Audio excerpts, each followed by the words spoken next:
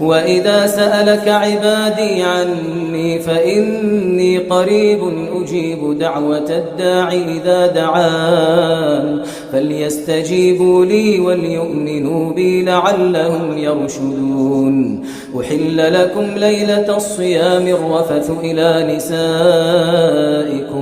هن لباس لكم وأنتم لباس لهن علم الله أنكم كنتم تختانون أنفسكم فتاب عليكم وعفى عنكم فالآن باشروهن وابتغوا ما كتب الله لكم وكلوا واشربوا حتى يتبين لكم الخيط الأبيض من الخيط الأسود من الفجر ثم أتموا الصيام إلى الليل ولا تباشروهن